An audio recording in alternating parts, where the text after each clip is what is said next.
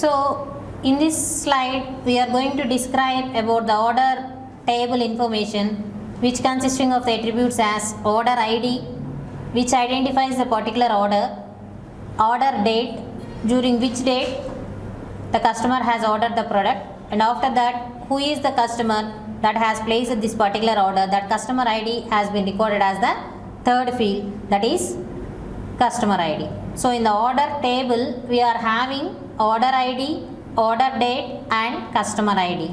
So here the customer ID is a foreign key that has been taken from customer table. Order ID and customer ID, order ID is a primary key where the customer ID is a foreign key.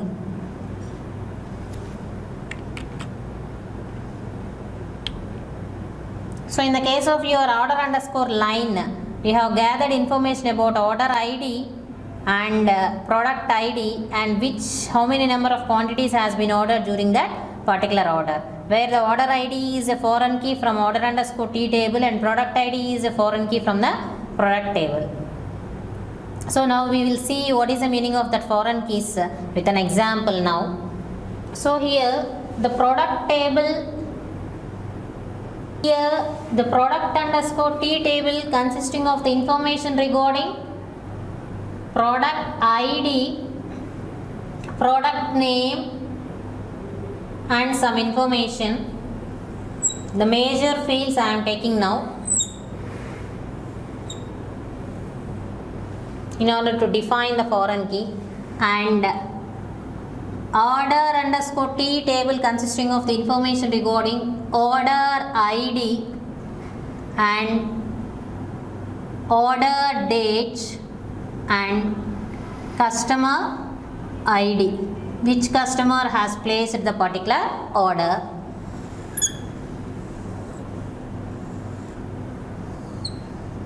And the next table is customer table. The customer table consisting of the information regarding customer ID, customer name and customer address and etc., as we have already discussed. So the last table is order line underscore T table, is consisting of the information regarding order ID, customer ID and order quantity. So here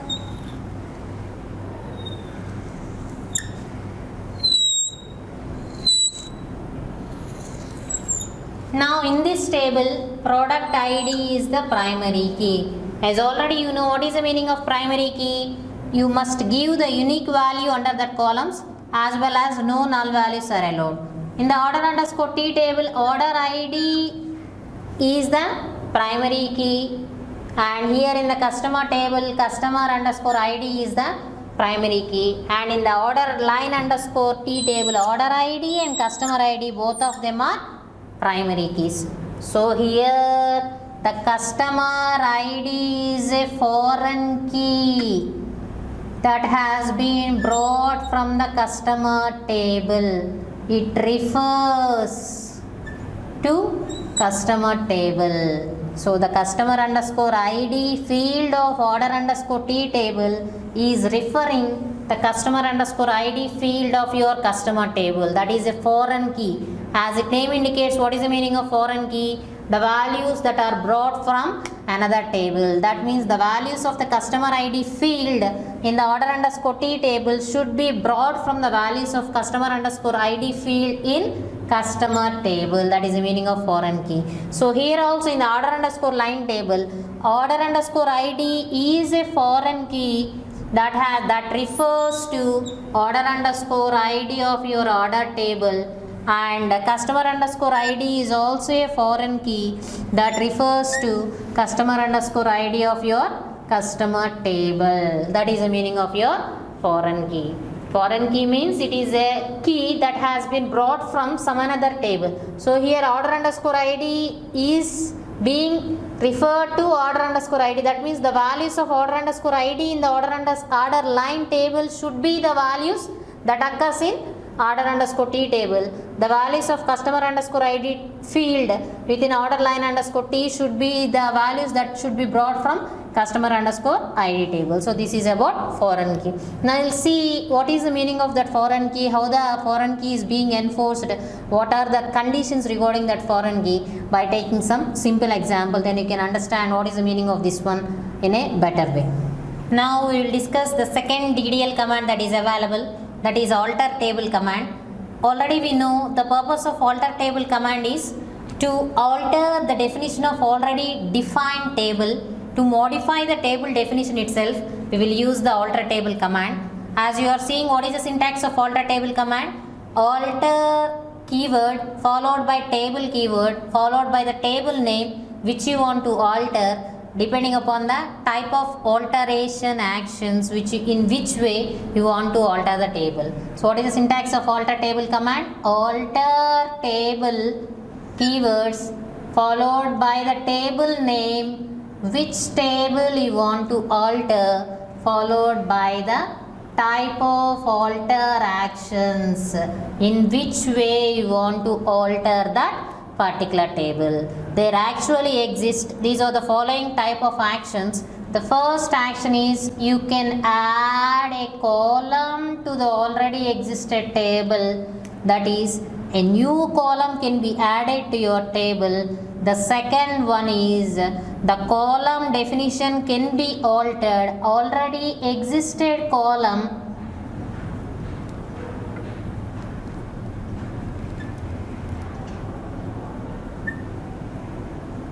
definition can be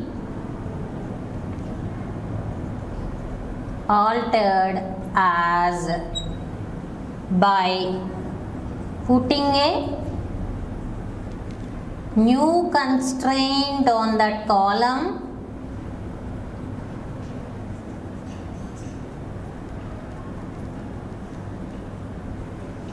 the third way is altering the column to drop already existed constraint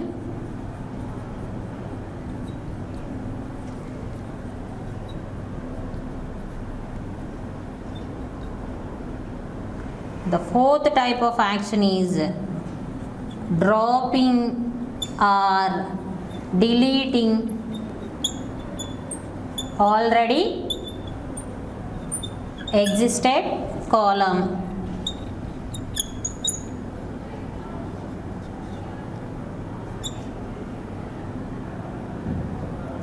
Or you can add a table constraint which has not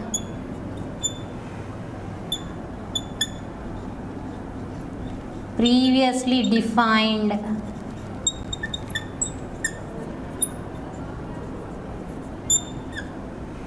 in the table definition. So these are the ways how we are going to modify the already existed table definition. You can add a new column. If for example some column is already existed, you can add a new constraint on that column. If some column is already existed with already predefined constraint, you can drop the constraint on that column, or you can drop an already existed column, or you can delete already existed column which was previously defined on the table.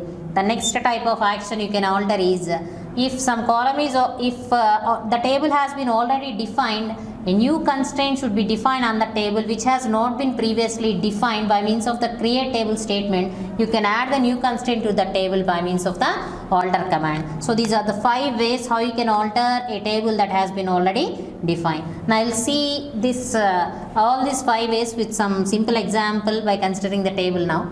For example, the student table has been created in this way. Create table students.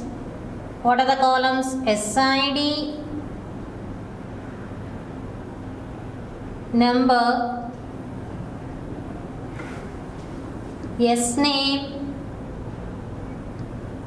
varchar 2 of 20, and I have defined the constraint on this column as not null, and the last one is branch, that is also varchar 2 of 20. So this is the way I have defined the table, students. What are the columns I am having? SID, whose data type is number, S name, whose data type is string, and I have defined one constraint that is not null, and the last column is branch, that is also a string. Now I want the student table definition, such as the student table should consisting of the columns as SID, S name, branch and percentage, where here SID is the primary key and the S name can be null. Okay, now this is the alterations I want to do. So compare the previous one and the new definition which I want.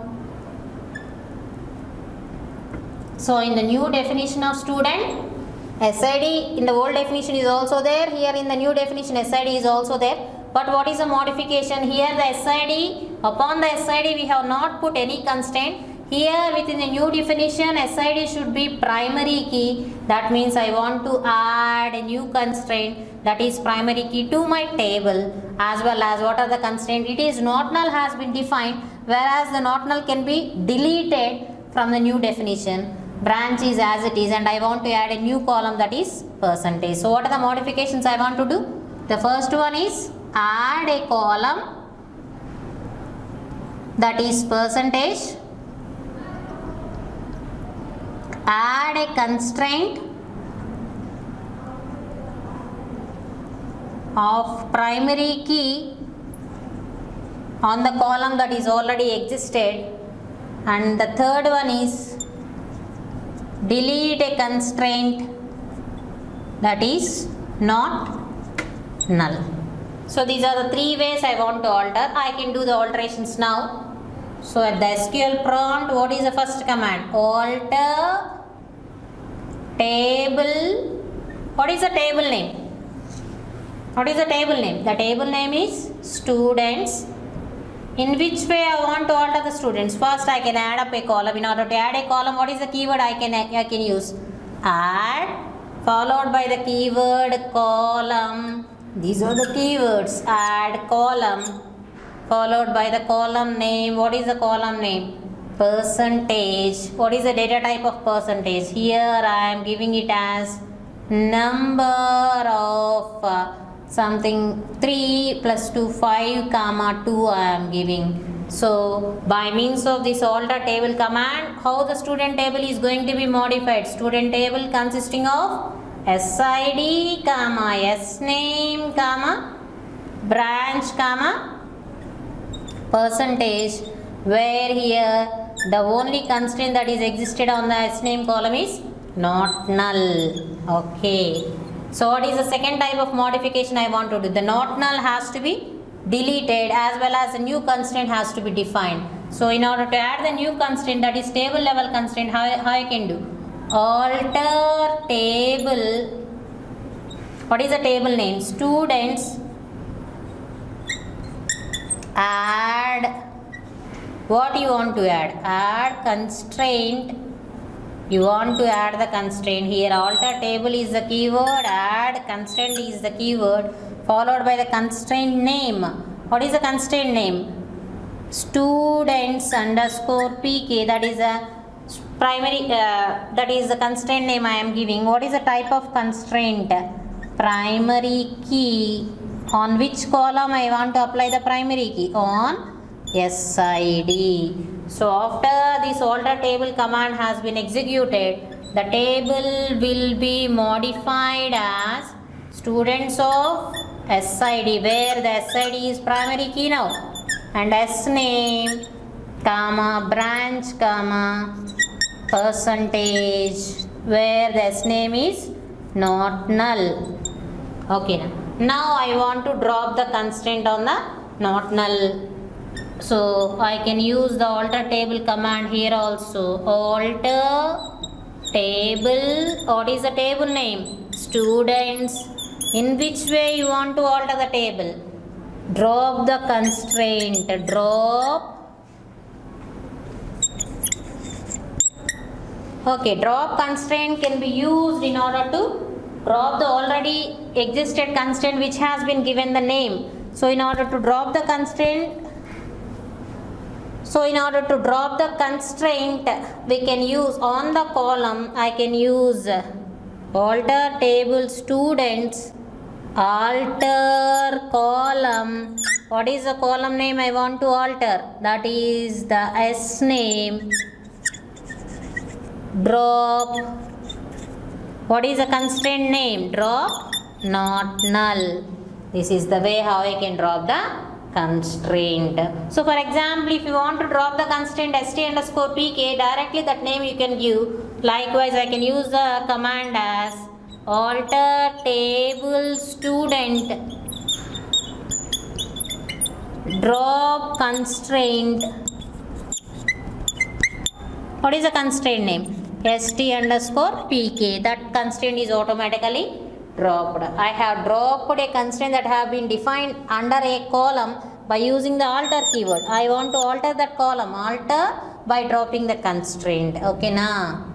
That is these are the ways how I can alter the table. We have covered how to add a new constraint, how to drop the constraint by using the alter command, how to add a table constraint we have already defined. And I can drop the, for example, if the branch field is not required, I can drop that column by giving the statement as alter table students.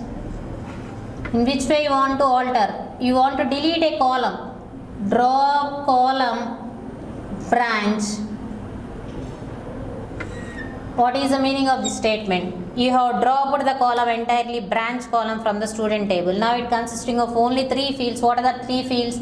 SID, SNAME and percentage. Why? Because the branch has been dropped or deleted. You have dropped the column. So these are the ways how you are going to alter a table: by adding a new column, by deleting an already existed column, by adding a constraint to the column, by dropping a constraint on the column, by adding a new constraint to the table, by dropping the constraint that is already existed on the table. These are the ways how you can alter the table that has been already defined by means of the alter table command. Okay. The third type of DDL command is drop table command. As already you know, the drop table command can be used in order to drop the table definition that has been already defined by using the create table statement. For example, if I have created a table, create table students, what is the meaning of this create table statement is, it will create a relation definition that is being stored to your memory. It has been stored, the definition of the table has been stored to your memory. In order to delete this definition of table from the memory permanently, you are going to use the drop table command. The syntax of drop table command is drop table, these are the keywords, followed by the table name, which table you want to delete permanently from the memory, including its definition. That table name should be given. So in order to delete the student table permanently, I can use the syntax as drop table students. So all the information including the definition of the table is also been dropped or deleted permanently from the memory by using this drop table command. So these are the DDL commands. What I have discussed is create table, alter table and drop table. Next we will discuss about the DML commands.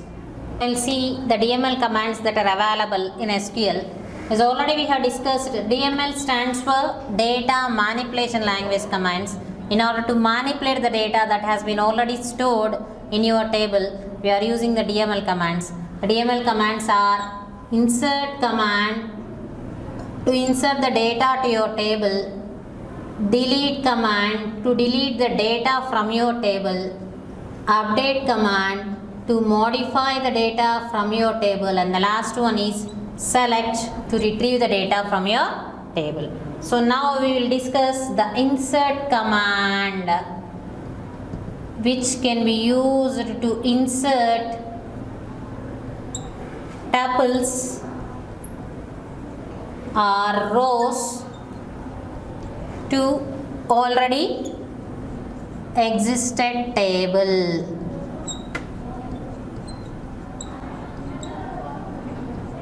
So for example, already we have created the student table.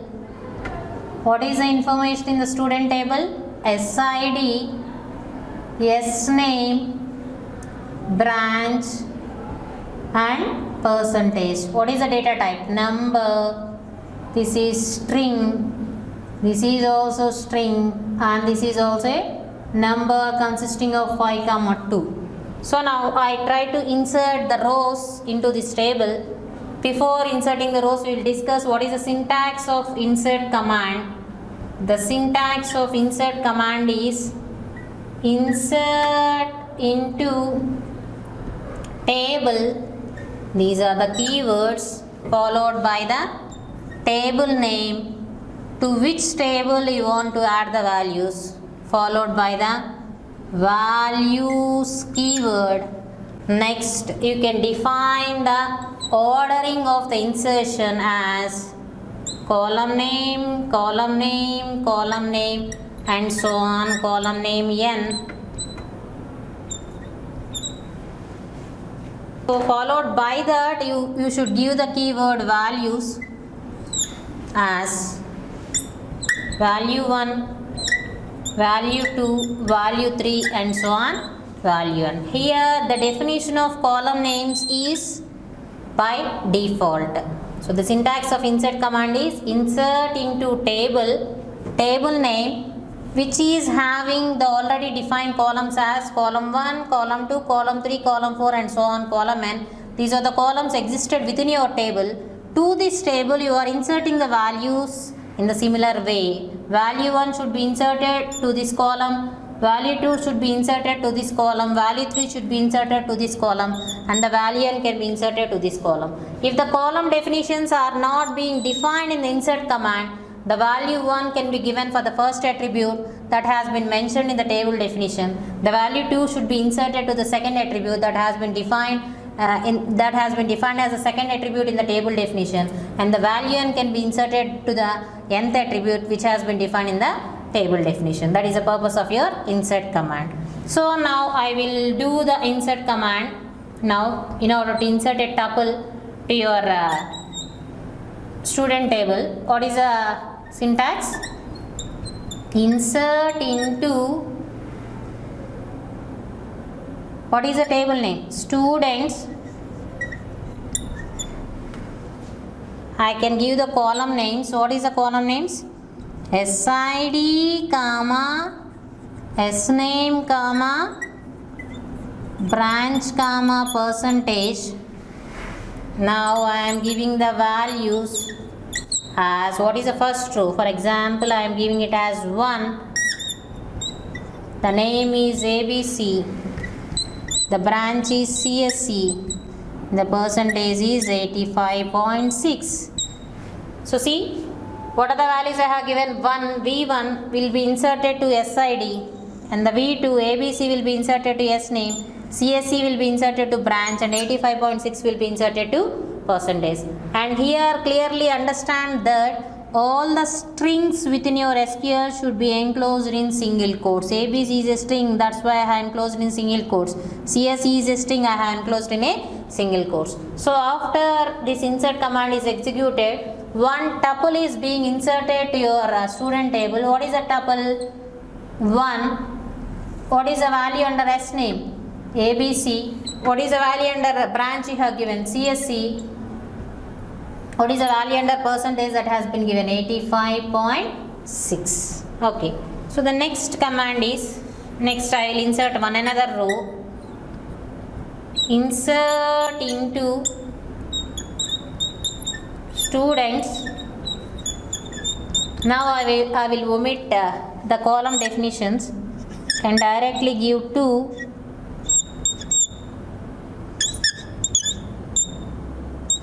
Manu.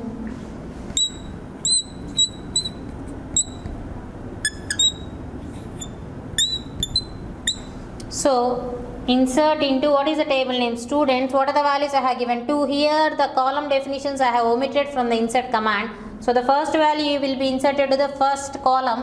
What is the first column? 2, that is SID. The second value Manu will be inserted into the second column, that is S name. The third value, that is CSE, will be inserted into the third column, that is branch. And the last value 98 will be inserted to the next column, that is percentage field. Likewise I can insert several tuples directly to your table by giving several types of insert commands. So directly, in order to enter several tuples without giving the insert commands, there is another syntax.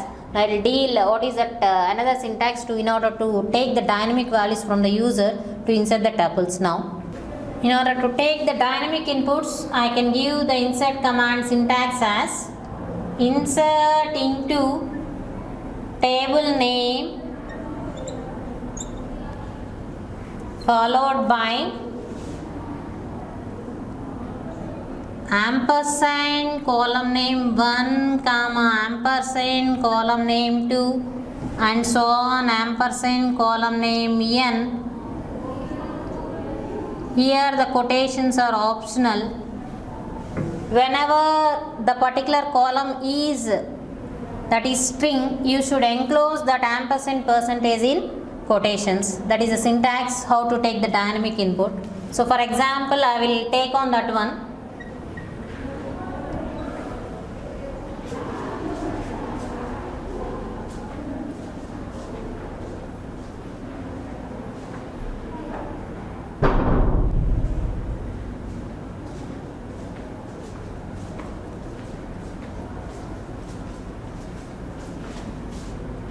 Insert into, what is the table name?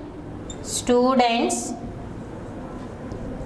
I can give the column names with together with ampersand. What is the first column name?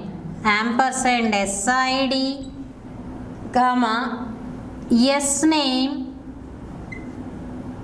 Here the S name should be enclosed within single quotes, followed by y, because it is a string, followed by branch, as because it is also a string, I should enclose within single quotes ampersand branch, comma ampersand percentage. So this is the way how you can get the dynamic input by including the ampersands. Now when I executed this command, it automatically asks you to enter the value of SID.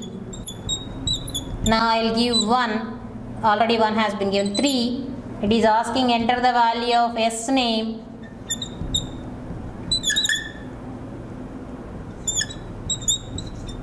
Next it will ask you to enter the value of branch. I have given it as ECE. It is asking you in order to enter the value of percentage. It will ask you, for example, I have entered 80. The corresponding row is being inserted as a third tuple. What are the values? For SID 3, for S name Nanda, for branch ECE, and for percentage 80. So once again, if I have executed slash command, it automatically executes the same command, insert into table ampersand SID. Once again it is asking you in order to enter the next tuple. Once again it is asked.